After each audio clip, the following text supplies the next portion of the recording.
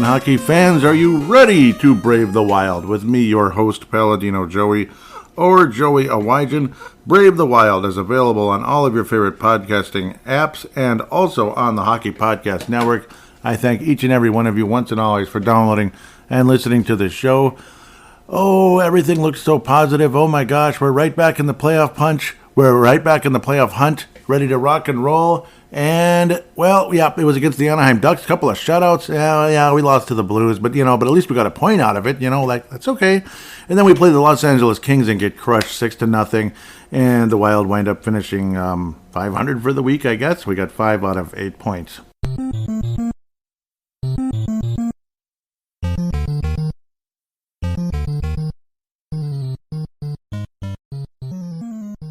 In a lot of ways, it reminds you of the whole Charlie Brown and Lucy. Like, oh, this time she's not going to pull it away. She promised this time, and then, well, what happens? This time I'm going to kick that football clear to the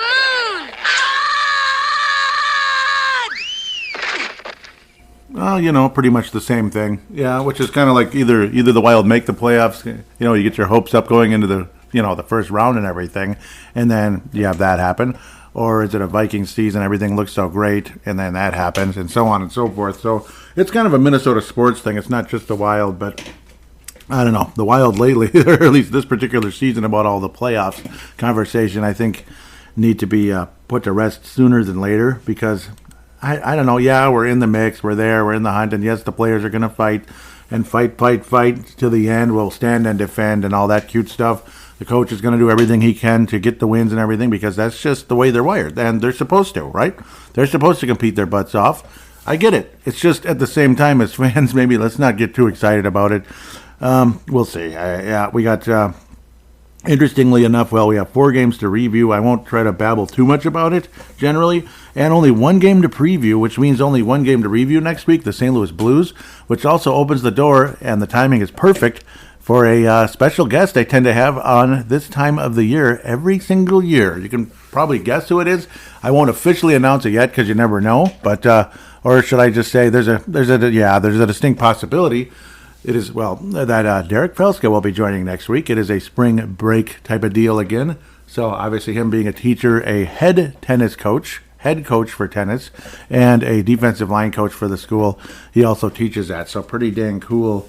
No doubt about that. Yep, and it's on the boys' side, because in tennis there's boys and girls. Football there isn't at the moment. But spring break, which often opens up the door for... It's like an annual spring break special between the two of us, if I ever get the words out correctly. An annual spring break special. Say that correctly 3 times. And fast 3 times and all that. Spring break... Okay, you get the idea.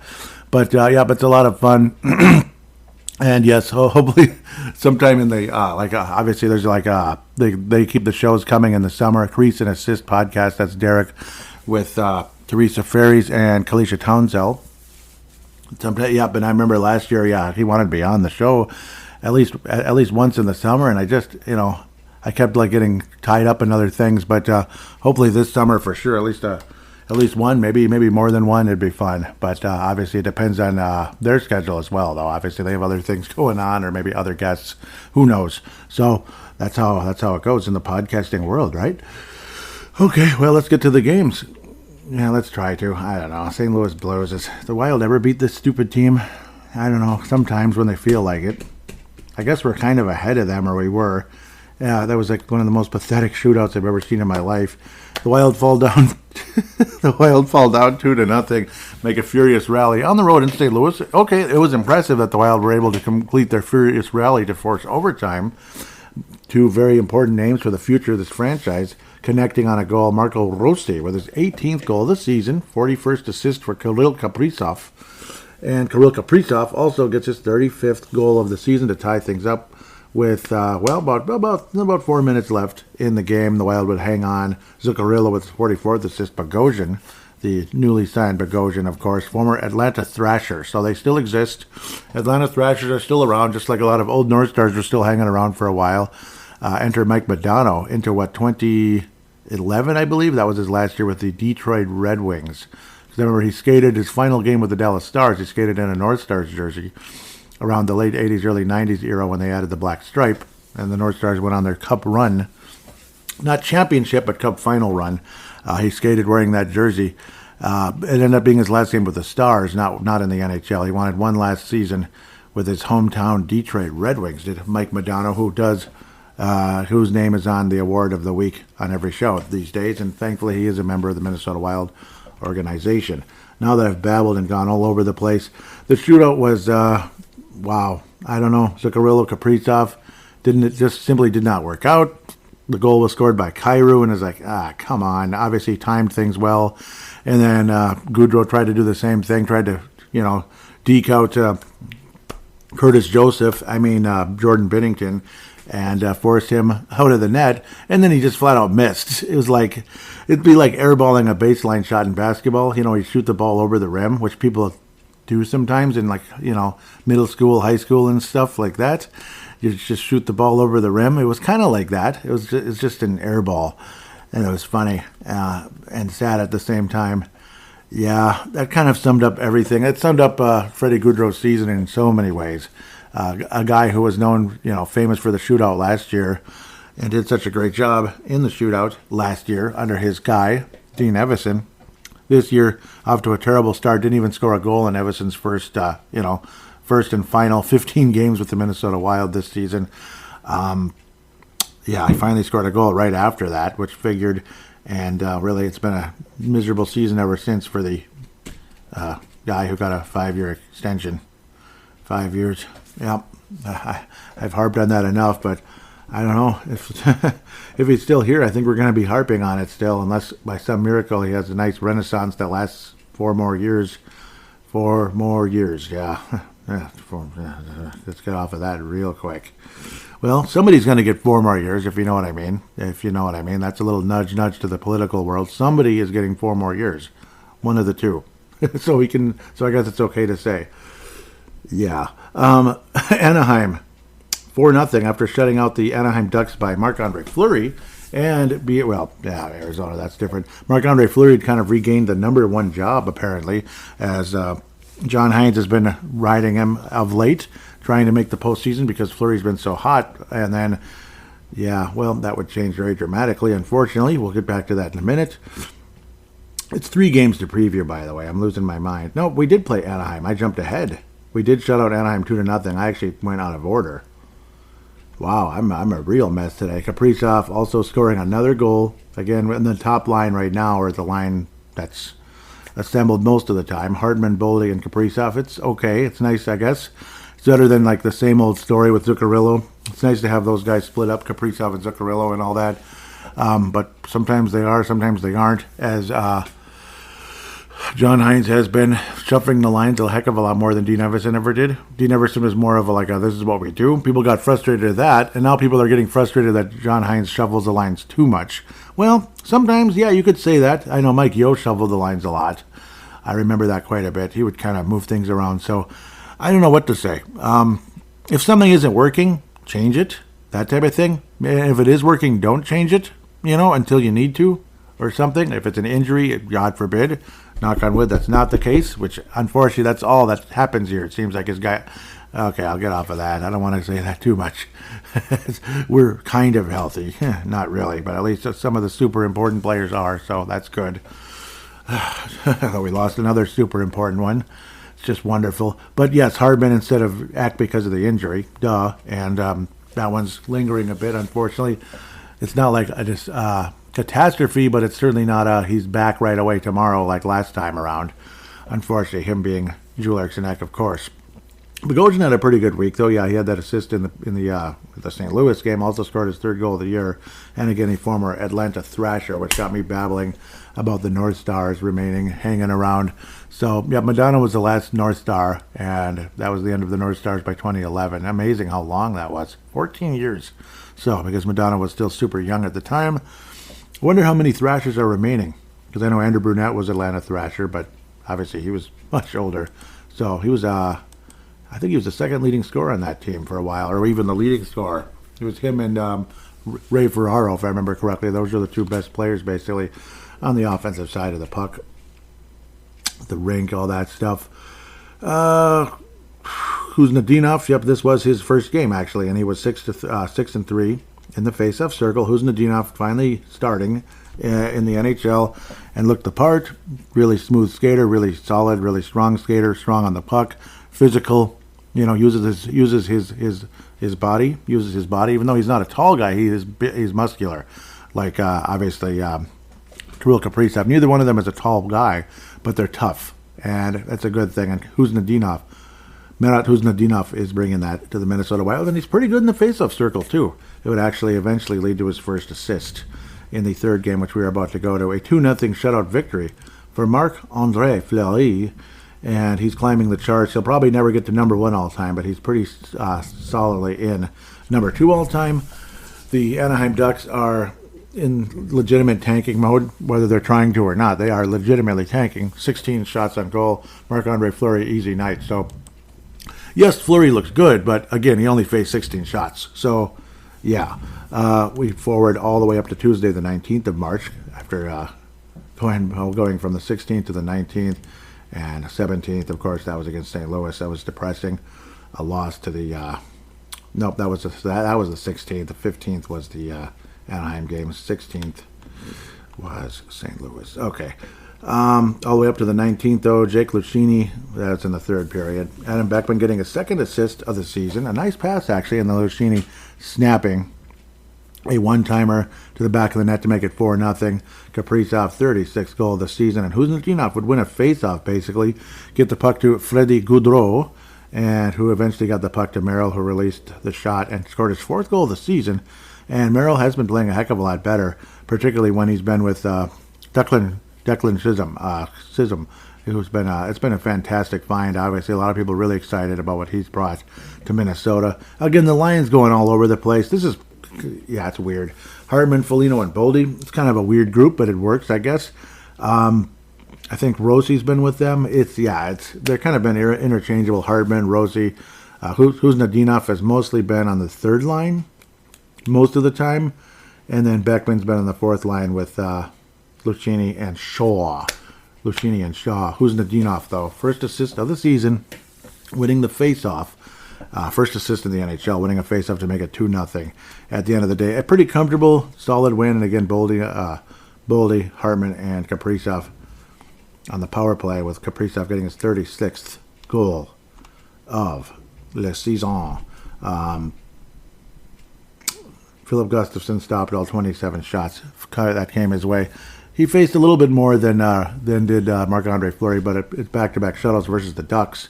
They've been shut out a lot, haven't they, this year? Like, a lot. They're the worst goal-scoring team in the league. So we'll take it. It's a nice, solid win for Minnesota, I suppose. And again, first assist for Kuznetsov again. 6-3 in the face-off circle. Again, so center that can win face-offs, what a concept. But even Ryan Hartman, 14 wins to 6 losses.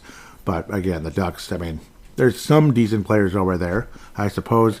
It's sad, though. You win 4-0 against the Ducks team that's not really, they're just not really a factor. There's no resistance at all. They're just not. And then Alex Killorn, though, obviously, again, an unfortunate situation with Jonas Brodin, of all people. There's been multiple conversations. It is the right leg.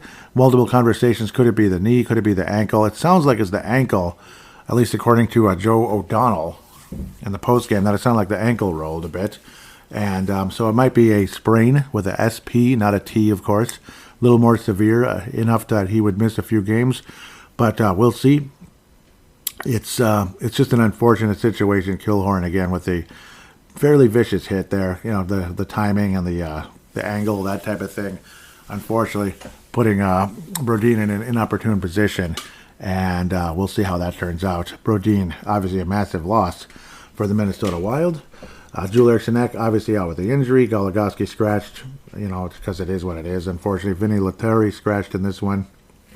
And Dakota Mermitz, who will enter the lineup versus the Los Angeles Kings.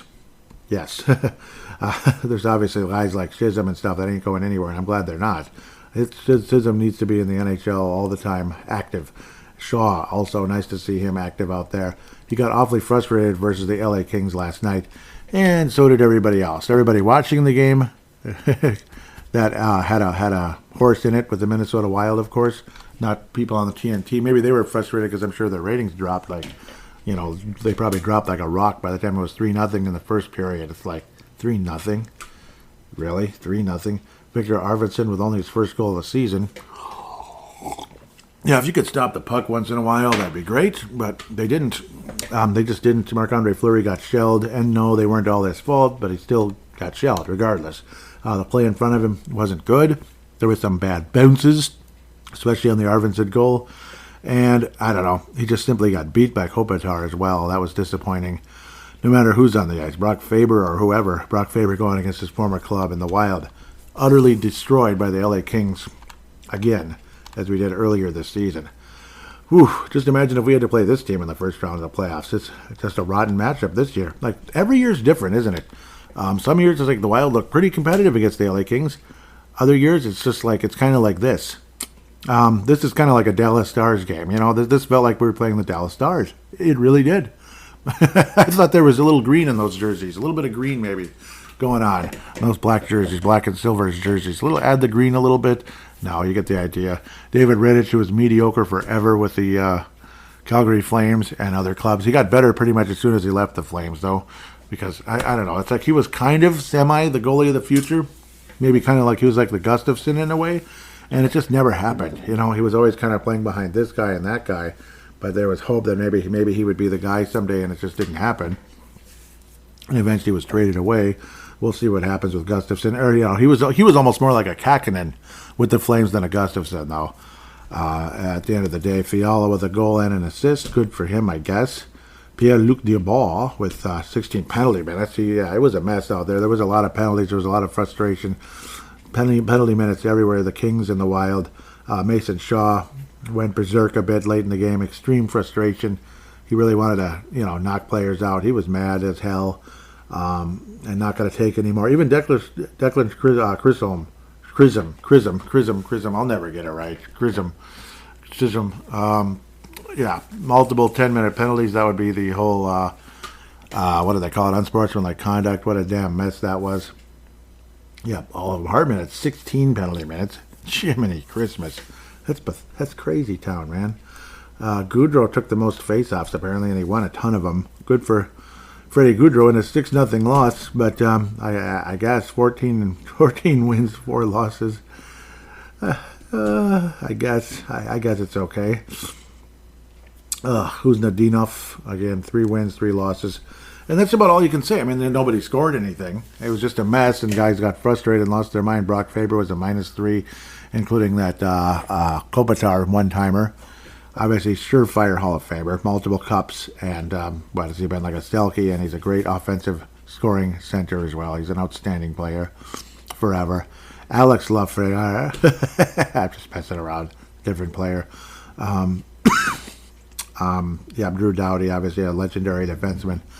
A lot of those old Los Angeles legends still hanging around from those Stanley Cup days. And they look like a good team right now, no doubt about it. Byfield got an assist. He was another guy with a, unsportsmanlike conduct. 10 minutes everywhere. What a mess. What a nasty game. 6-0. Fleury again, some bad bounces, but also, again, he could have been better. Certainly reality setting in a huge way. And DeLucy pulling the ball away. This is definitely what this game was. This time you're going to kick these Kings to the moon. Ugh. That's all you could say about that. Might as well just say exactly our feelings about the LA Kings. Charlie Brown, anything you got to say about him? I agree, Chuck. That was awful, or flat out awful. We went with Chuck today instead of the Twins manager Rocco Baldelli. He's in Florida at the moment, so we'll get back to him. Maybe he'll chime in on the phone, right? No, I'm just kidding. That is effing awful. Yeah, that's what this game was. In so many ways, national television humiliation. A Minnesota team getting humiliated in L.A. Gee, that's never happened before. Like Wolves and Lakers back in the day and stuff. We're on national television and we're playing the Lakers and it's great. Wonderful. But anyhow, we're going to pass out the Mike Modano Award. It's going to still be Kirill Kaprizov. Just another great week. He's been outstanding. He's been the best player, plain and simple. He's been the main positive. It could have gone to Marc-Andre Fleury. There was a real shot at it, but then this game, it's like, well, how can I give it to him after this? Kirill Kaprizov has been the main positive. The James Shepard Memorial, I don't know. I mean, is it Freddie Gaudreau in that pathetic-looking penalty shot, pathetic-looking shootout attempt? It was an attempt.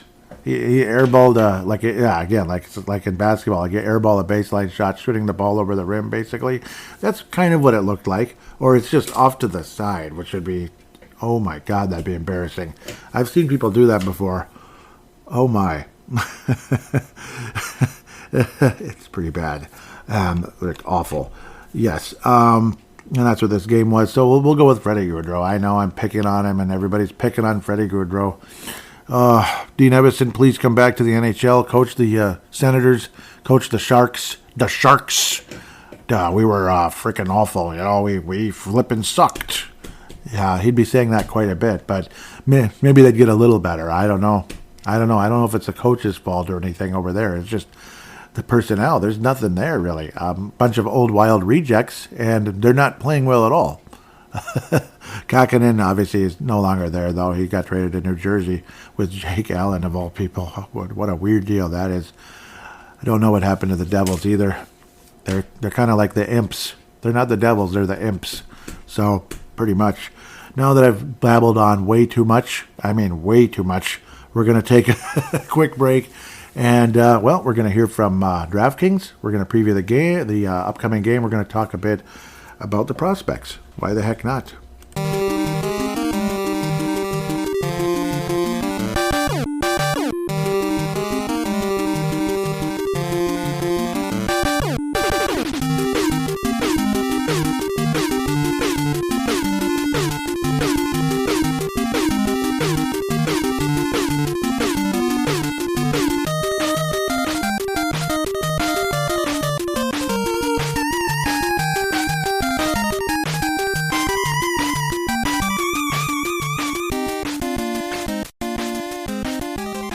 And we are back here on Brave the Wild segment number 2. First, before we jump into the upcoming game and the prospects and looking at playoffs and all that kind of cute stuff, not the Wild in the playoffs, but these other prospects. We'll see if the Wild make it, but otherwise, time to hear from DraftKings right here and right now. We know hockey games move fast, but with DraftKings Sportsbook, an official sports betting partner of the NHL, you can score faster than anything happening on the ice. This week, new customers can bet $5 and get $200 instantly in bonus bets. As for upcoming games tonight, Moneyline Rangers at Bruins. Epic. It's one of those East Coast 6-10 starts. Rangers are a plus 120. They're the visiting club at Boston, minus 142 for the Bruins. Philadelphia, Carolina, at Carolina. Philadelphia's a plus 200. Carolina, minus 245. Really interesting. Islanders at Detroit. What the heck? They're even. They're even on the money line, but on the puck line, I guess we'll switch that up. So, not sure what's going on. The puck line is different. That is minus 265 for the visiting Islanders, plus 215 for the hosting Red Wings. Got at least one more notable. Sabres and Oilers. Yeah, I like it. Money line Oilers, the host, minus 230. Buffalo Sabres plus 190. Kraken and Golden Knights. I love talking about the Golden Knights. Plus, what's Vegas? What's Vegas all about, right?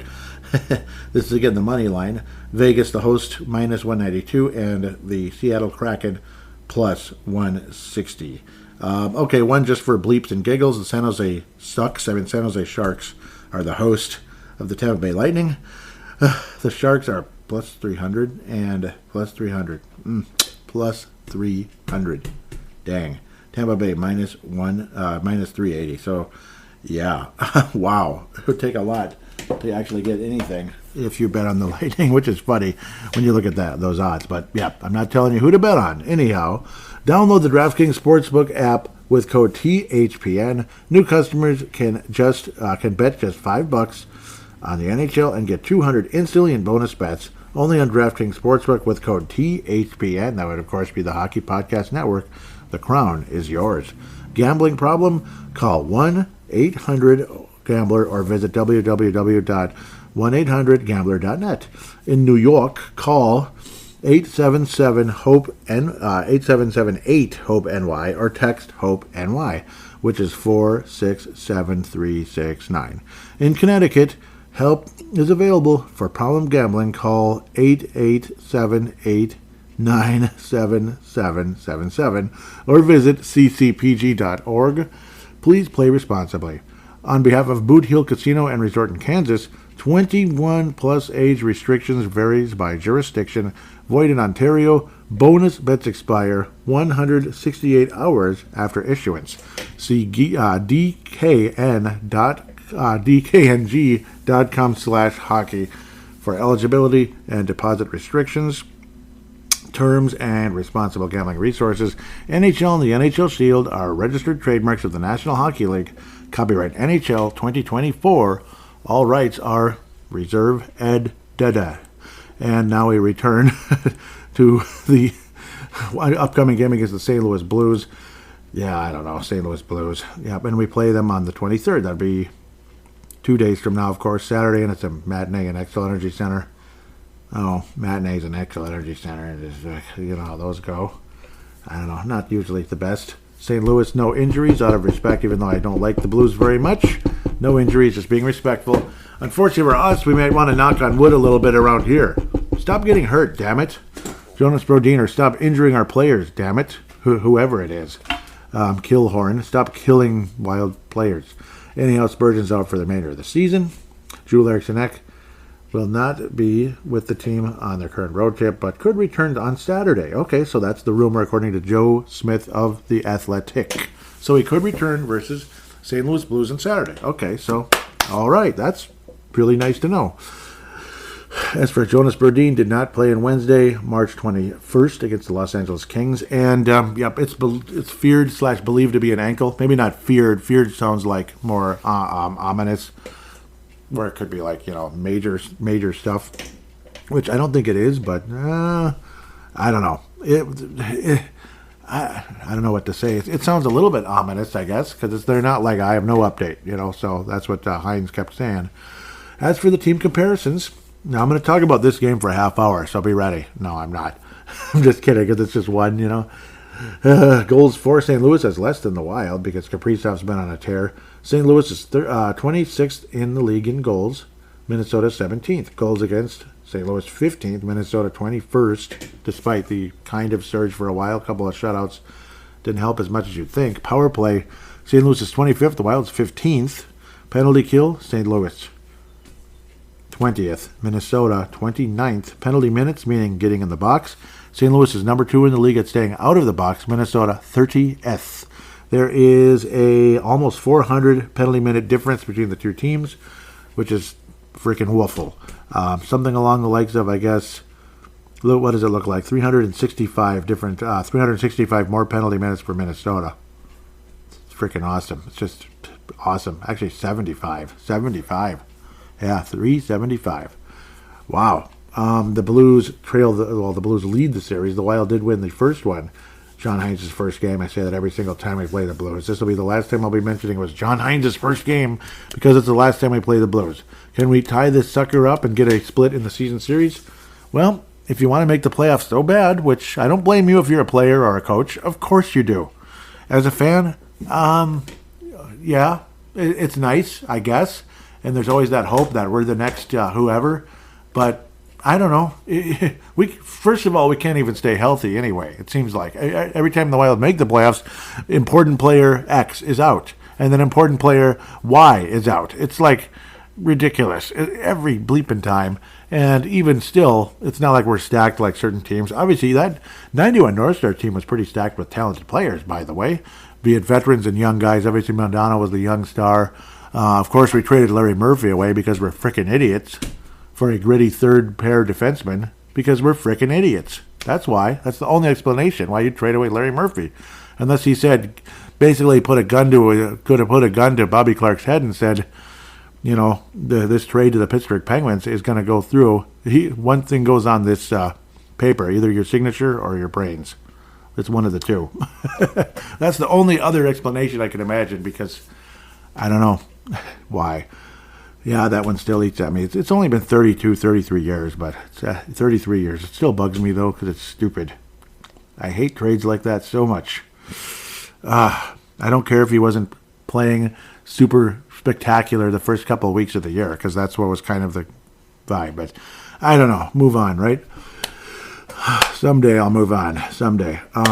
But no, I mean, you had Brian Propp, guys like that. You had some nice players on that team. Even though they were a little older, they were good. Like Brian Propp, Bobby Smith, Broughton, blah, blah, blah. I could go on all day. Dave Gagne, who wasn't old. He was like kind of youngish. He wasn't young, but younger. Anyhow, keep going. Will the Wild beat the Blues? I don't know. I don't know. Like Bill Guerin would say. Kirill Kaprizov has 77 points. That's wonderful. Robert Thomas has 73. Buchnevich with 52. Kyrou with 50. Again, he had that shootout goal that helped win the game. Unfortunately, put the Blues ahead. And then, of course, our guy, Freddie Gaudreau, did what he did. He made a mistake. Let's just leave it at that. Brandon Saad is an instigating son of a gun. He always has been. Well, he'll maybe not instigating, but he'll drive you crazy into doing something stupid. That's pretty much what he does. He will piss people off and draw penalties. That's what he does very well, actually. Did it a lot with the hated Blackhawks when that team used to mock and ridicule us all the time, because they just did. They were wonderful. Oscar Sundqvist. Sometimes I forget about him. Yeah, he was on the Wild, but we barely used him, damn it. Only 21 points in 69 games, but he's more of a, steady guy. Scandella, 8 points in 59 games. Nick Schultz, eat your heart out. Yeah, he played in 1,300 games and had 300 points. I don't even think he had 300 points. Nick Schultz. He'd have 8 points in 78 games every year. It was weird. He was quite an offensive defenseman in lower leagues like AHL and juniors and such. But I guess it just didn't translate. I'm babbling too much. The Wild don't beat the Blues because we just don't. And these matinee games are crappy. I don't know. Even though the Wild have been playing so well, we just don't beat the Blues. And matinee games rarely go well for the Minnesota Wild. Sometimes they do. But I don't know. I just never get a good vibe from them. I just don't. Seems to be the same problem with the Timberwolves historically as well. But the Wild will lose 3-2 to the Blues. Most likely got to score on the Minnesota side of the equation is going to be Matt Boldy. Matt Boldy will score. I believe it'll be his 26th goal of the season. I believe. 25. I was off by one. He didn't get the 25th yet. Would like to believe Jules Arsenault will score his 30th. We'll see if he plays. He's got 60 points already on the season, but then, doggone it, he got hurt. Doggone it. Oh, Jules Arsenault, I'd love to see you get to 70, man. Wouldn't that be cool? Wouldn't that be nice? Where Boldy could get to 60 again. Awesome, like last year. Very possible. He should. Kaprizov hopefully up in the 90s. Now that I'm babbling again, the Wild will not beat the St. Louis Blues, like I just said. Let's start looking at the prospects a bit. I often like to go to Iowa first, and why the heck not? They've had some moments, but generally not. Damon Hunt, 20 points on the season now, 2 goals, 18 assists. He is the leading scoring defenseman. And the good news about Damon Hunt compared to other players like Ryan O'Rourke, who is still at minus 29 on the year. Minus 29, and he is one of those guys who's looked on as a reliable, solid defenseman. I know, I'm not ripping on him. It's just he is struggling. You can't say he isn't. Even Caden Bankier, but he's super young. He's only 20, minus 22 on the year. Veterans like Stephen Fogarty, he's a minus 16. What the hell? And then you have Jujhar Khaira. He's a plus 9. That is amazing. He's a plus 9 on this Wild team. And you also have Brendan Miller, also a plus 9. He's a veteran, 29-year-old defenseman from Orangeville, Canada, Ontario, Lots of penalty minutes. He's a tough guy. He's kind of the Middleton of the defense, you could say. He's not that big, but he's tough, that kind of thing, I guess. 89 penalty minutes, but he's a plus 9 on the year.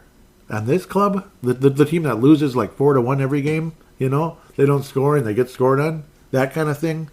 They lost 1-0, they lost 2-0, they lost 3-1, 3-2, or 3-1, 4-1. Yeah, it's annoying as hell. But yeah, there's 2 guys that are a plus 9. Kyra's one of them, and Brendan Miller.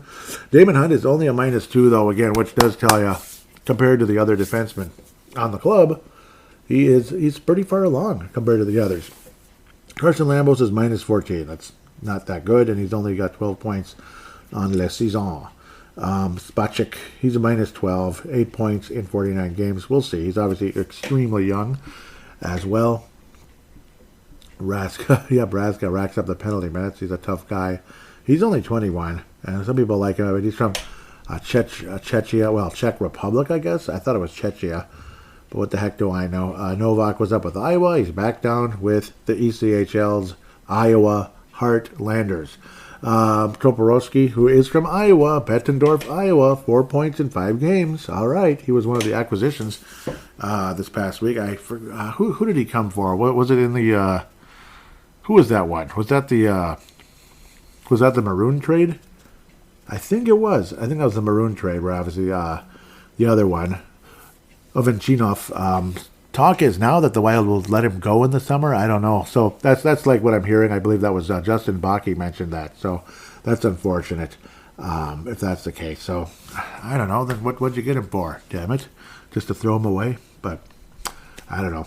It's too bad. Maybe he doesn't want to be in the U.S. Who knows? You'd think he would. Swaney's only played 7 games all season. That'd be Nick Swaney, the former Duluth, clutch star. Only 7 games. It sucks, man. Burnsville, Minnesota native, 7th round pick. It's a bummer. It really is. Elson also was an acquisition.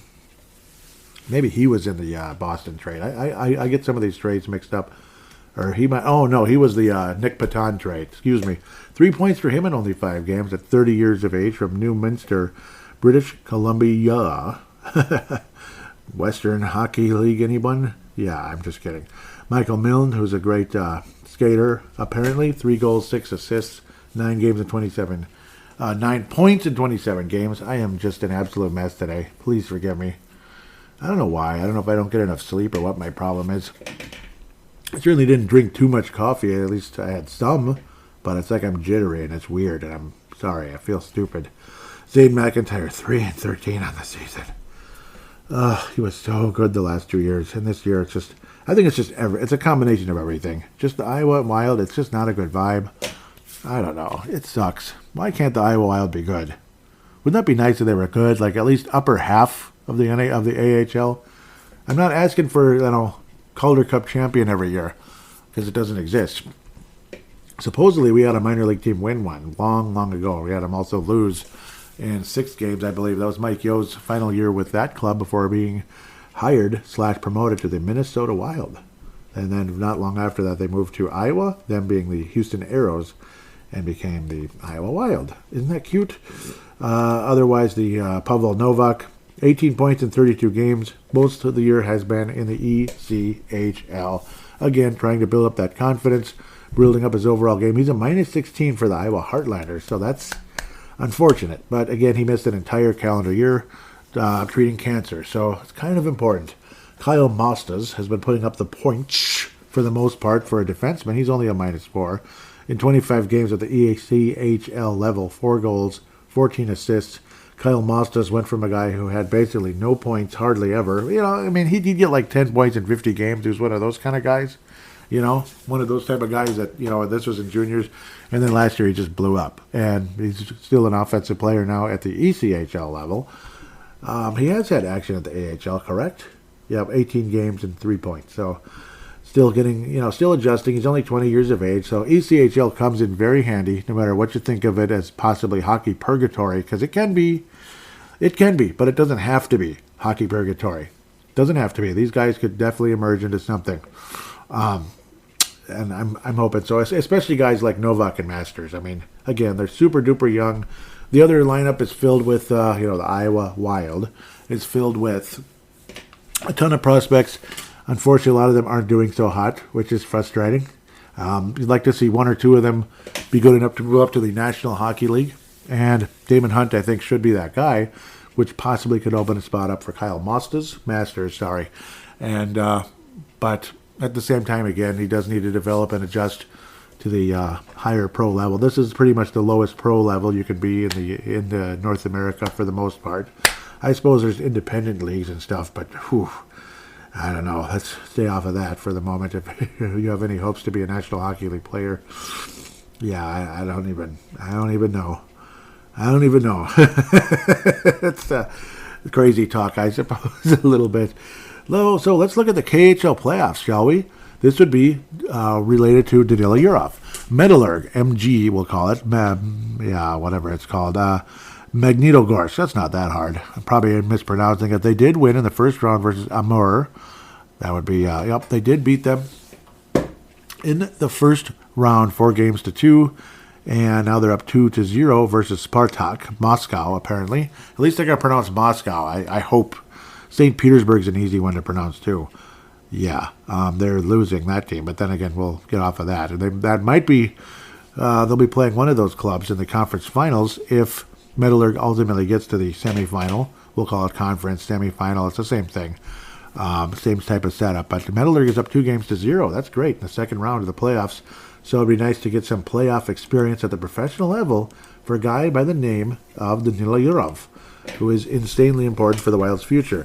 In the 8 games in the postseason so far for Danila Yurov, star left, he's a right wing who shoots left, I guess. Yeah, he's one of those, 20 years of age, who is eligible for the AHL and the NHL. Well, anybody can be signed to the NHL contract if they're actually good enough at age 18 or 19 or 20 or whatever. Obviously, a very huge, gigantic step forward this year from 12 to 49 points in pretty much 60 games equally. Again, only 3 points so far in the 8 playoff games, which is a little disappointing, which, again, sounds very Minnesota-like, doesn't it? It does. But, again, he's only 20. It is what it is. And his team is actually winning, which is not like Minnesota. The Minnesota Wild have never led 2-0 in a second-round series. Ever. We've trailed 2-0, but we've never led 2-0. Pretty much in any series, actually. So, ever. It's always 1-1 or down 2-0. Honestly, when it comes to the Wild. 2 games into any playoff series ever. So, well, at least his team is winning, and hope they win it. That'd be great. Liam Ogren. That's the guy. No postseason, apparently. At least at the moment. No. 19 points now, 12 games, 7 assists, and 26 games for the Swedish Hockey League. I believe they're out, actually. He's a plus 12 on the year, though, so impressive. Like, not insane stats that jump out at you, but still impressive. It's the Swedish Hockey League. It's the professional Swedish Hockey League, and Sweden's got some pretty nice players over the years and currently and stuff. 19 points in 26 games and a plus 12, which I think is a pretty impressive statistic, actually. So, go Liam Ogren. Might be in North America next year, maybe. That's a rumor, possibly. So, maybe not with Minnesota, maybe not. But he'd probably look awfully good in the AHL, though. At least I think he would. Kuznetsov, he's on the Wild now. Yes, 1 assist in 3 games. all these shows with Merit Kuznetsov as a prospect in the KHL. He's on the Wild now. Isn't that cool? The Minnesota Wild. Isn't that cool? It just, you smile ear to ear when you see that kind of thing. A guy you've been keeping up with for a while. A lot like Brendan Haim for so long. And so it was damn sad to see him go just for that reason alone. You know what I mean? It really was. Big Ten tournament, kind of college hockey conversation. So obviously, this is the big weekend when we get to find out where everybody is seated. At the moment, it's like unofficial. The Minnesota Gophers are number 6 in the NCAA at the moment for men's hockey, of course. They did lose in the semifinal of the Big Ten tournament to Michigan 2-1, which sucks. The Michigan will be playing a upstart Ohio State team that if they win, they squeeze into the tournament and knock somebody else out. Don't think we're going to get knocked out, though, if we're in the top 6 or 8 or whatever in all of college hockey. I'm anticipating the Minnesota Gophers getting number 2 seed. But that's my guess, which is a decent path to get to the championship. You eventually have to get to, when in the regionals. I think the Gophers will have a number 2 seed in whatever super bracket they're in, whatever. And eventually, bracket, conference, region. It's not super. You don't get to the super until you get to the semifinal, the final four, Frozen Four. If the Gophers do get to the Frozen Four, though, their chances of winning are higher than normal because it's back in Xcel Energy Center just like it was back in 2002. And last time the Gophers were in St. Paul, in the Frozen Four. It was a wonderful time. It truly was, and I hope the Gophers can make it. You're going to have to get past a pretty good team to get there, because we're not a number one seed this time, but even the number two seeds are pretty good usually, and hopefully the Gophers can get that done. In my humble opinion, yes, I'm a Gopher hockey fan. I'm not a fan of St. Cloud or any of the others, but good luck to them, of course. Hopefully the Gophers can get the job done at the end of the day. I better keep moving here. Other college teams, college players, college this, college that. Ryan Healy of Harvard, again, 22 points in 29 games. Harvard is out, basically. So, yeah, at least I think they are. I don't think they're in their tournament. I don't think they won their tournament or anything. So, we'll just, yeah, I mean, the regular season's over. At the end of the day is what matters most at the time. Regular Renz, who should be a threat, potentially. He took a step forward last year. He barely got any points, only 9 points in 37 games last year, 26 points in 38 games this year. He is a left wing who actually shoots left. He's only 19 years of age, and he's playing for the Denver Pioneers, the dreaded Denver Pioneers. They are number 3 in the country at the moment. Boston College, every single vote you can get for number 1. They got all 50 votes. Boston College. Paul Fenton's club, no doubt about that. And then Boston University as well. But that's okay. Matt Boldy, Boston College, right? So then Boston U, that was Jordan Greenway. That didn't turn out quite as good as Matt Boldy. But, yeah, Boston College, like unanimous. Wow. Well, watch them lose in the semifinal. That'd be funny. Or in the watch them lose in the region final before they get to the Frozen Four. Otherwise, Boston College and Boston University have hung our heads on their fireplace mantle many times in the NCAA tournament, and it sucks. We've lost to Boston U and BC so many times, and I hate it. Quinnipiac, the defending national champions who beat us, number 7 in the country. Maine, who we beat in 2002. They did win a national championship a long time ago now, but yeah, they're finally getting back in the mix again. Maine, remember them? Yeah. So that'll be quite interesting. Michigan has a chance to shoot up a bit, maybe with that victory, potentially. Obviously beating the Gophers is important, and then ultimately possibly winning the tournament altogether. Blah-bitty frickin' blah. I hate that we lost. God, I hate that. Only 1 goal, too. Weak, man. Weak. And Michigan is, like, lethal on the power play. So, like, insane, right? Aren't they, like, 30%? That's, like, crazy town. Hunter Haight, 64 points in 65 games. Again, and it took a pretty hot week to get to, I don't know, a point a game. It's kind of disappointing, considering he was ahead of a point a game last year with Saginaw. So, a little disappointing. 25 goals, 39 assists in 65 games, 64 points. But he is a plus 12. That's a big positive as well. But again, it's the juniors, so it's the OHL. JC Jimmy Clark, Gophers, 10 points in 37 regular season games. Kalen Parker, 38 points. He's a defenseman, a 19-year-old defenseman for the Moose Jaw Warriors. This is not college. Moose Jaw Warriors, 38 points, and a plus 19 in the WHL. Nice. 19 years of age. This is the older guy, Punk. 20 points in 37 games. Minus 9, though, for a Duluth team that just wasn't as good. The Hermantown native, Aaron Pionk, left shot defenseman. Potentially. We'll see. Riley Height. Oh, my goodness gracious. Oh. It's time to graduate, Riley. It's time to graduate. There's rumors that he may have a shot at the National Hockey League next year. Wouldn't that be cool? I mean, they're going to give him a chance. Plus 31. This is 64 WHL games. Obviously, again, Adam Beckman was a 100-point guy, and he's finally, got 2 points. I think he's got 2 assists this year in the NHL. He had one a couple of years ago from behind the net. It was a pretty good play. He was playing behind the net, and I forgot who he set up, but it was nice. It might have been Boldy. I can't remember, but I think it was one of the younger players, though, on the club at the time. It might have been Boldy a couple of years ago already. But 64 games, I already said that. 80 assists on the year, 34 goals for 114 points for Riley Height. And, yeah, I mean, they are going to give him obviously, he will have a shot at making the NHL club next year. But unfortunately, at the age of 18, he can't go to the AHL. So it's either juniors or the National Hockey League. He does play center, does Riley Heidt. He's a good passer, obviously 80 assists. I mean, he's got the ability. Can he translate to the NHL? Well, would be great. Last year in 9 playoff games, they're not at the postseason yet, but getting very close. 9 games, 8 points, 2 goals, 6 assists, 9 penalty minutes. He does get a couple penalty minutes, that's for sure. But he was a guy who was a -3 last year. He's a +31 this year. And that was a playoff team last year. That got to the second round, apparently. +31. Wow. Pretty good. Pretty good, Riley. Pretty good. Yeah, very exciting. Very exciting. Hopefully he can translate, because if he does. And, you know, he's a fairly high pick, too. 64th overall. I mean, this isn't a guy who's like, oh, let's see. Oh, it's a miracle. Yay. You know, some 5th-round pick. And then he ends up just pretty much being a quad A guy. You know, AHL at best. You know, one of those kind of guys who, they're too good for the AHL, but not good enough for the NHL. That's a quad A player. I've mentioned that a few times. Rasmus Kumpalainen.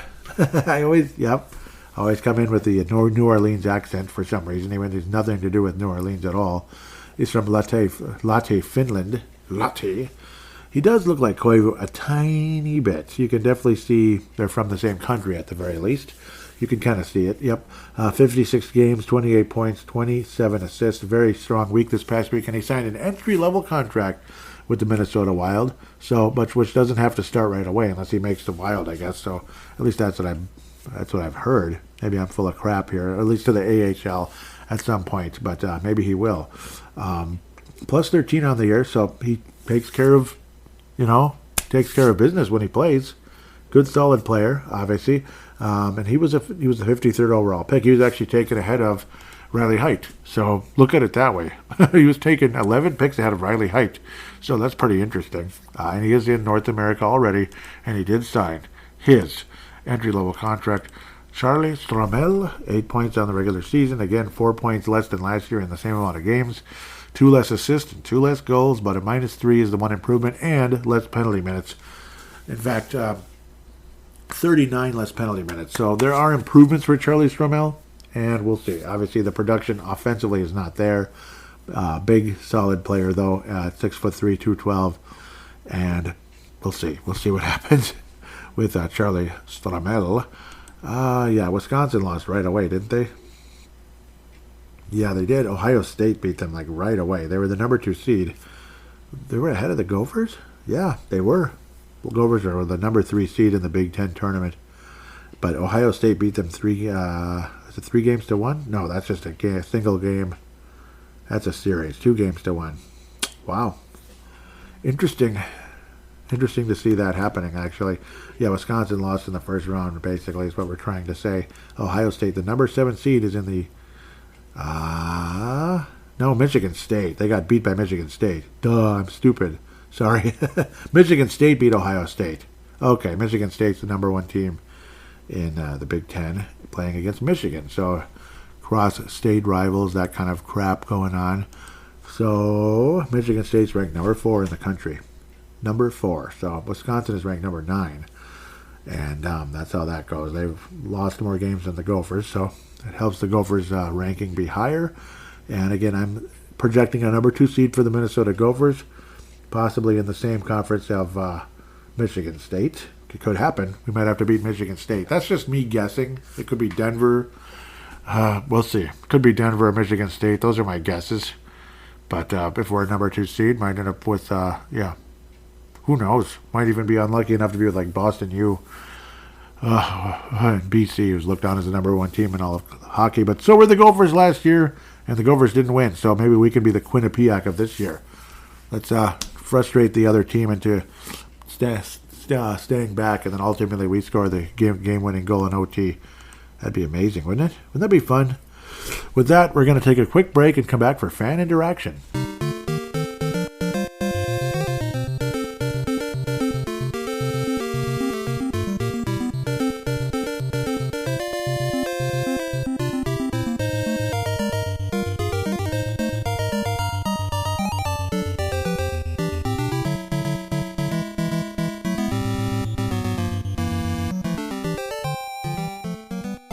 And we are back here on Brave the Wild, segment number 3, fan interaction segment. Got to love it, and I certainly do. At Brave the Wild. At Brave the Wild is where we go. And when you want to interact with the show, hashtag BTWMN. That way I can keep everything in chronological order and organized in one column. Because why the heck not, damn it? So I open things up during the course of the week. Sometimes I'll tweet this and tweet that and hashtag it so I can, just in case there's replies, it'll create like a thread. That's my reasoning. I'm not trying to be like, BTW this and BTW that. No. I'd like to have interaction with the show. It's fun. I was saying, are you kidding me? Both the Iowa Wild and the Heartlanders got shut out at the same time. It was shut out tonight on March 15th. That was awful. Awful. Awful. Derek Felska responds with, for the Heartlanders, that's a bit more unusual, but the Wild, Iowa Wild, it's far more common and not a big surprise when they only managed 13 shots on goal over the whole game against Grand Rapids. Hashtag AHL last night. Yep, that was bad. It was freaking terrible. Just think about that. Yeah, the Heartlanders had been better. That was why I was kind of like, really? Both teams? And I know Iowa Wild's been awful. Nickman22 says the Iowa Wild rock. I was telling him, yep, I'm a fan. It's just been really frustrating the past couple of years. So, yeah. A poll by Derek Felska for his podcast, of course. Crease and Assist podcast. Crease Assist podcast. Derek Felska, Teresa Ferries, and Kalisha Townsville. I posted out, how optimistic are you about the Minnesota Wild chances to make the playoffs with 14 games in the regular season? We will make it, is one choice. 50-50 is another. Long shot / not likely was my choice, and no chance not this year. So I put long shot not likely. It's probably closer to no chance, but I don't know. What the heck? That one won in a landslide, 63.6%. 50-50, 16.4%. And there are 2 days left, but yeah. No Chance got third with 12.7, and We Will Make It 7.3. Very optimistic fans, or maybe just messing around. And I saved this for this part of the show so I could get interaction with you guys. I don't want to talk about it and then say, okay, I already got into this. Chris Simon, who was with the Minnesota Wild for a moment, and a frustrating trade at the time for Marian Gaborik and others, a Chuck Fletcher type of a move where it's like, really, you're just going to bring in an enforcer when we're trying to make some kind of a run? And there was even rumors about, like, Forsberg at one point. How cool would that have been from Philadelphia? Instead, we got another Philadelphia Flyer, Chris Simon. A tough guy, an enforcer who actually could play a little bit earlier in his career, but by the time the Wild got him, not so much. Not really. But, yep, to the real point, though, that really matters here. I just wanted to get into the NHL background. I apologize. Former NHL winger Chris Simon, who won the Stanley Cup with the Avalanche, dies at 52. He took his life just a few days ago, and it sounds like he suffered. It sounds like he suffered from like head injuries due to a concussion and such. He had a condition. I'm probably gonna say it wrong. I think it's ETS, but I had it up and then I lost it, so I apologize. I'm just a CTE. That's what it's called. Chronic traumatic. Encephalopathy. Okay, encephalopathy. Yep. It's a brain disorder likely caused by repeated head injuries. Yeah, which, unfortunately, that's, It's unfortunate. It really is. So it sounds like he suffered from that, and he just took his own life. He must have been suffering, I guess. And truly sorry to hear that. It really is. Let's show the replies. Why is it not...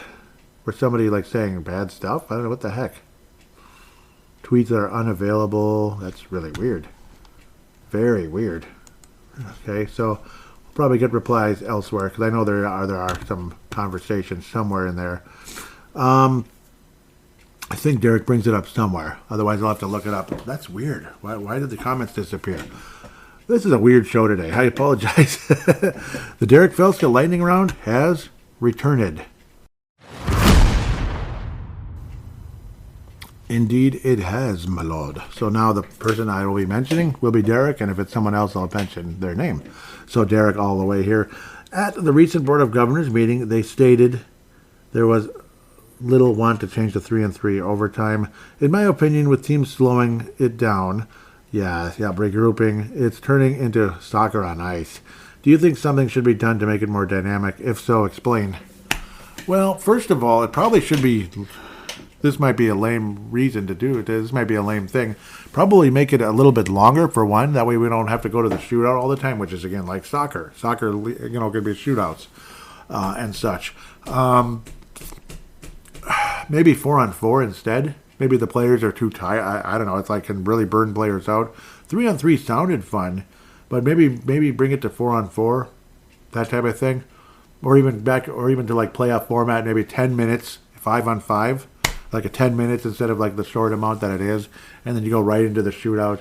But it would be nice to get rid of to like have less shootouts and more like actual goals scored.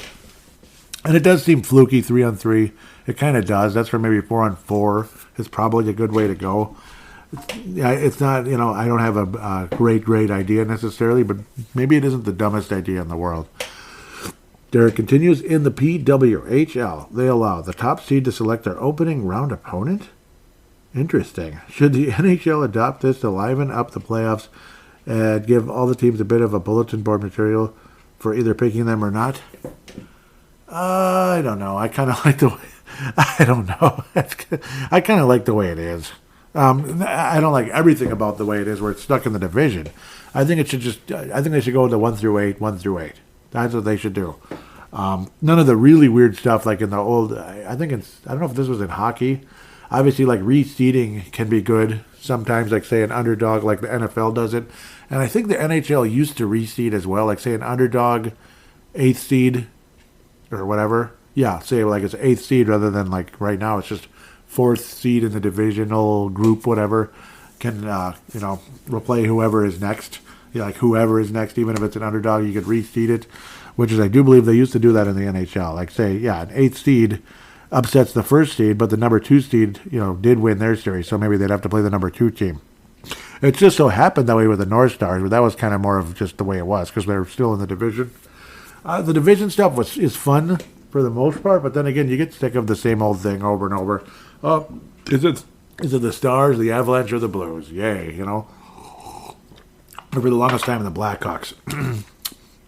So yeah, I think switch to 1-8. Eliminate the divisional stuff and switch to 1-8. That's my playoff opinion. Here we go. The Minnesota Wild appear to be passing. Really? The Minnesota Wild appear to be passing on signing prospect Servac Petrovsky. Yeah, I didn't even talk about him. I'm sorry, Servac. Which will allow him to re-enter the draft. Do you agree with that choice? Were there other players you think the franchise gave up on too early? If so, who? I remember last week you mentioned Brendan Mennel. Yeah, and that was a bummer. And I understand, what's his name, Bill Guerin getting frustrated with Brendan Mennel. Kind of like, just screw you, I'll go to the KHL and all that for a year or for whatever amount of time that he signed for. I understand Bill Guerin's frustration, but I could also understand Mennel's frustration.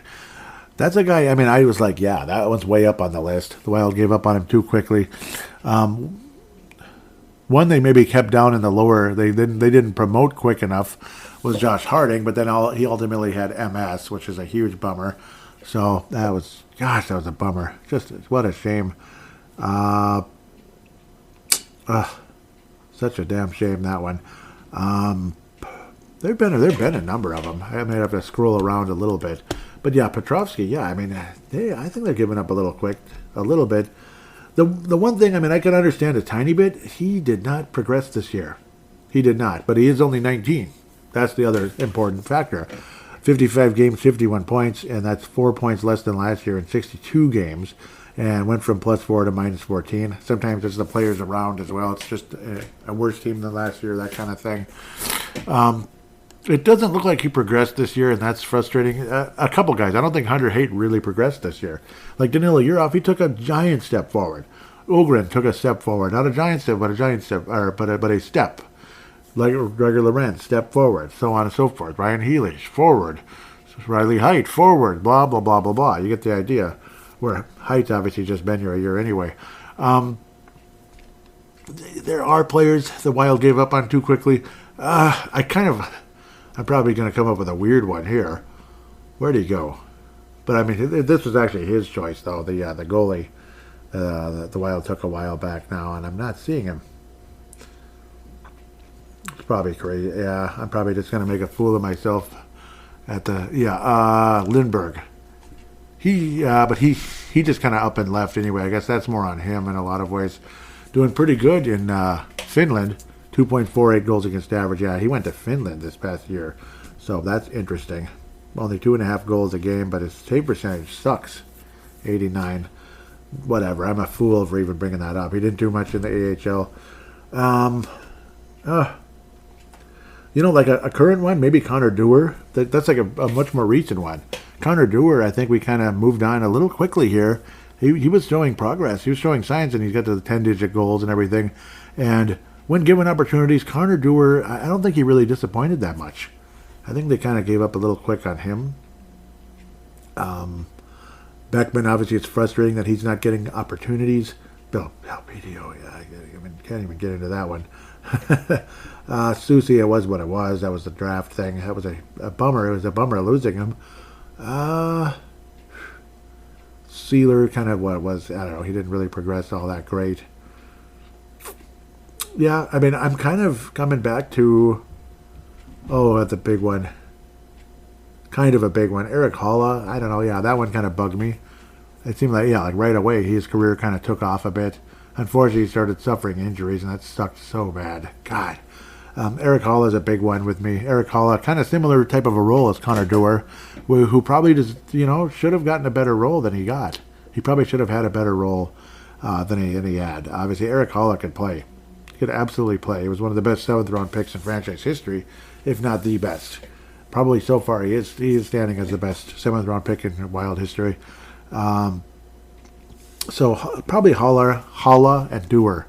Yep, I didn't have an immediate response, and I apologize, maybe babbling a bit, but I mean, that does trigger some thought, those type of conversations, because there's always a player or two that you wish. It really, Morty says, you could say Charlie Coyle and Nito Niederreiter, but they ran themselves out. Yeah, biggest regret, Alex Tuck. Yes, huge. Nick Sealer, maybe.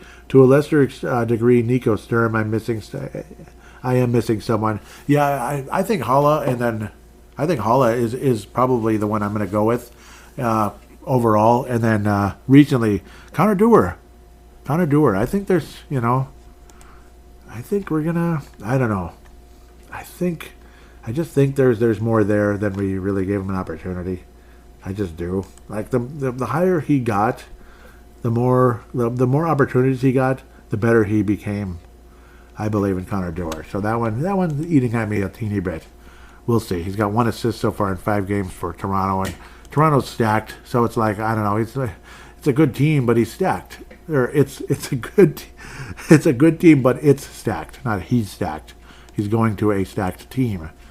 So, yep, and then Derek, shared that. Thank you very much. That's from Morty, of course. Continuing. Should the NHL amplify late-season suspensions? Again, Derek, yep. Late-season suspensions, especially if their offenses cause players to be lost for most, if not all, of the playoffs due to injuries. Due to injury or injuries sustained from their actions. I think so. Yeah. I think so, because it just reeks of like cheating in a lot of ways. Morty says 100%, especially on blatant hits. Agreed. I agree. Yeah, that's where I'm leaning on that one. Yes, I think they should. It's ridiculous. Here we go. Interesting one here. Well, they're all interesting. They're awesome. Kirill Kaprizov tends to have a sidekick when he's performing at his best. So do many video game heroes. Who do you think presently is Kaprizov's sidekick? And which video game hero sidekick would you compare it to? So, Kaprizov, there's like the Sonic Tails thing. Sonic and Tails. That's, Kaprizov could be a Sonic the Hedgehog. Who's the best sidekick? Probably Boldy. It seemed like the chemistry's there with Boldy and Kaprizov. Obviously, Jules Erik's in that as well.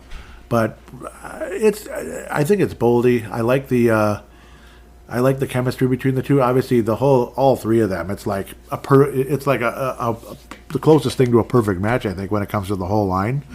But if it's a single guy, I guess I'll go with Boldy, and it is Sonic and Tails. Boldy is definitely a lesser version of what Kaprizov does, but he does provide a different game, just a different overall kind of a game, kind of a silky, smooth type of a game, scoring, a natural scorer, that type of thing, where Kaprizov is, more like Sonic the Hedgehog. He's like the guy. that kind of thing. And then where Boldy kind of floats around a bit in a lot of ways, but can be very valuable. Like when Tails floats around a little bit, that kind of thing. Sometimes can be a boost. So it's Sonic and Tails.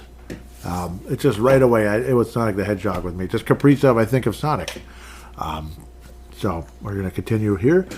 Derek continues, says, former Minnesota Wild forward Chris Simon passed away at the age of 52. What is your favorite Chris Simon memory? Well, a lot of the frustration with is that all that's all Doug Risebrough could do? There was all these great rumors of we're going to get Forsberg or something, That'd be the Forsberg of that time, not the current one. Yeah.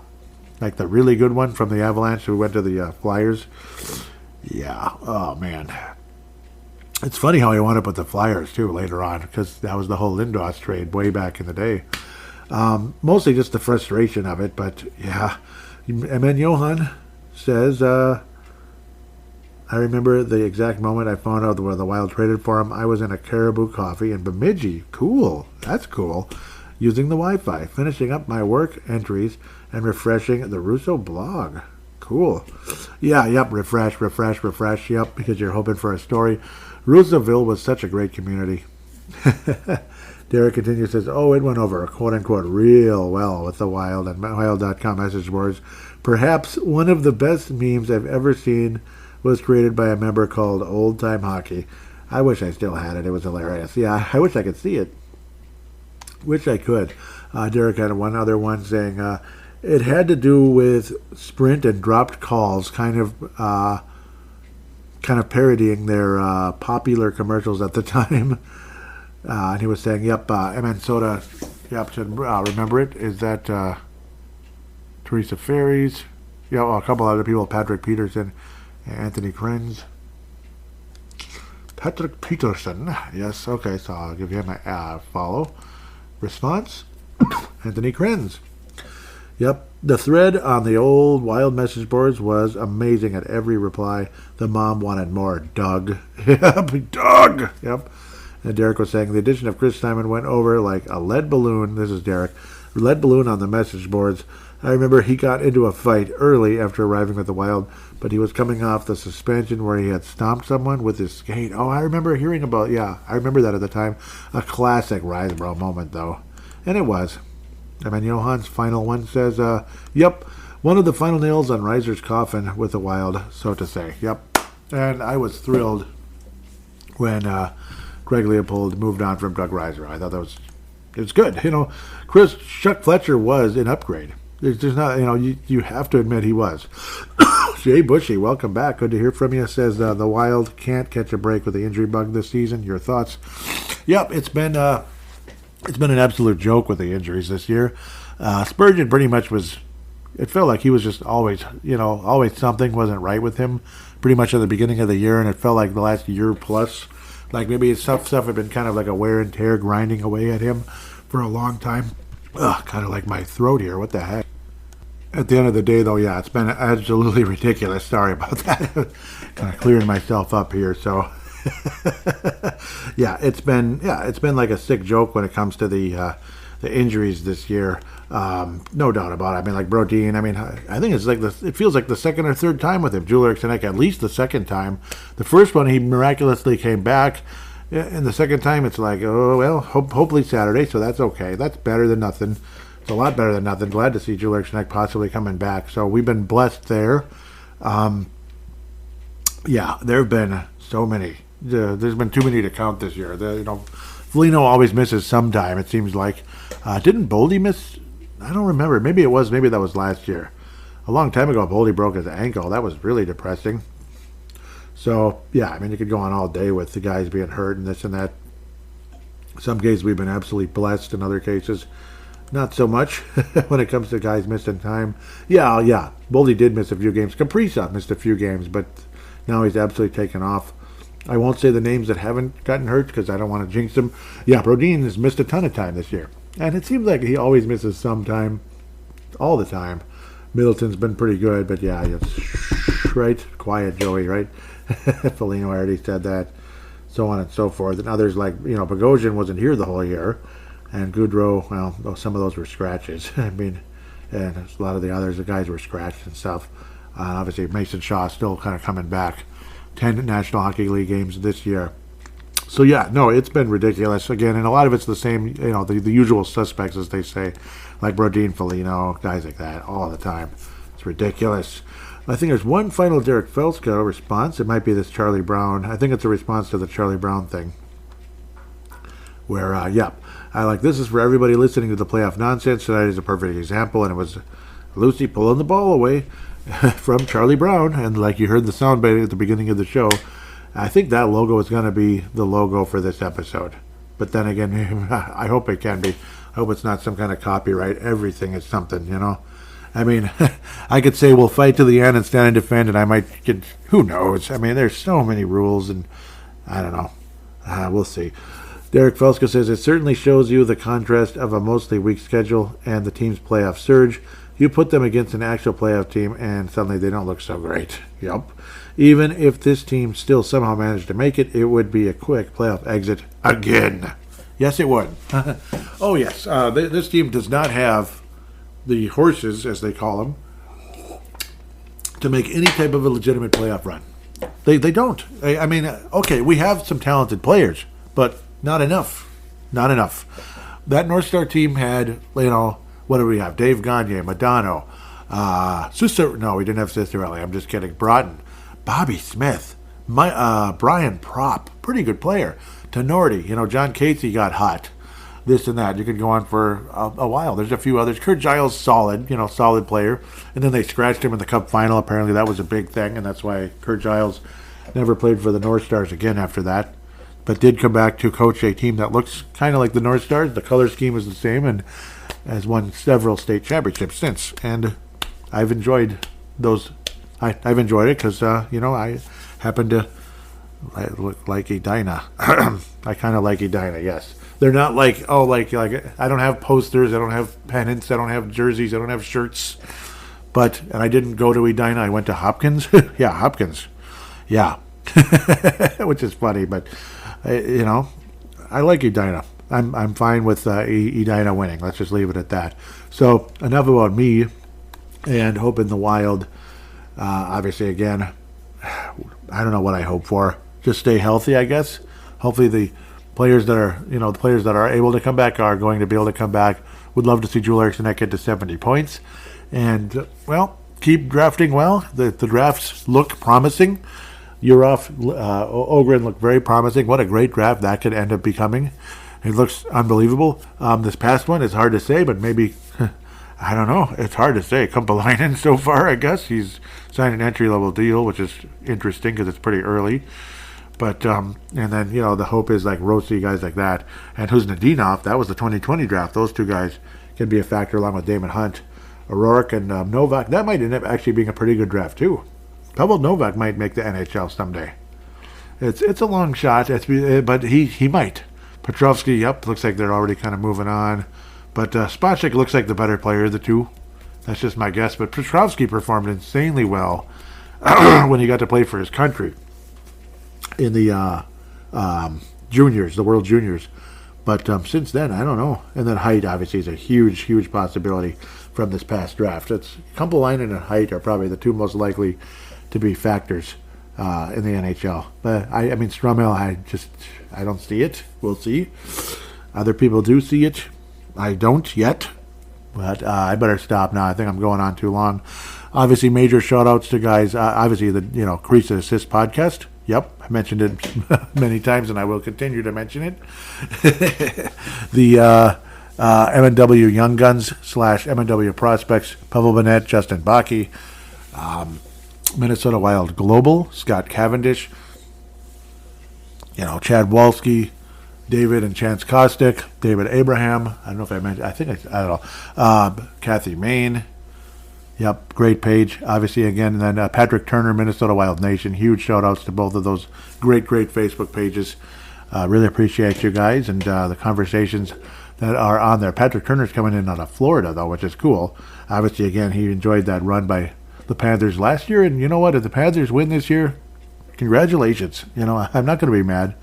Not going to be mad at all if the Panthers win the Stanley Cup this year. I think, just like the Vikings and other teams like that. It's time. Win it. I'd be very happy for you. With that said, I hope all of you have a wonderful week, and there's a pretty good possibility Derek Felska will be on Brave the Wild next week, which would be really cool. And then someday my sorry bud will finally get on crease and assist. That would be fun, man. Obviously the scheduling is different and this and that, so it is what it is. We'll see. Maybe who knows, maybe one of these weekends coming up or whatever day it is that you usually record. But yeah, we'll see how that all turns out, and we can gab about Minnesota Wild hockey. With that said, please do put a positive 5-star rating if you could on Apple Podcasts, Spotify, other apps that allow you to do so. It'd be greatly appreciated. Let's help those algorithms a bit. Again, Brave the Wild's on YouTube in podcast form, YouTube Music, which is going to replace Google Podcasts. YouTube Music already exists and the show is already there. But Google Podcasts, if you happen to be a regular user of that, is going away on April 2nd. It's even telling me right now as I pressed on it. Google Podcasts is saying goodbye. After April 2nd, 2024, you'll no longer be able to listen to podcasts in Google Podcasts. Transfer your subscriptions to YouTube Music or export them for the service of your choice. So, yep, it's kind of sad. I don't know why they're doing that, actually. I don't know. I'm not really sure why they're doing that. But, doesn't make sense, I guess. But YouTube and Google are kind of the same thing, I guess. They're the same. Yeah, they're all kind of owned by Alphabet, I guess. But now I better get off track and get off of that and move on. Thank you so much for listening, and take care.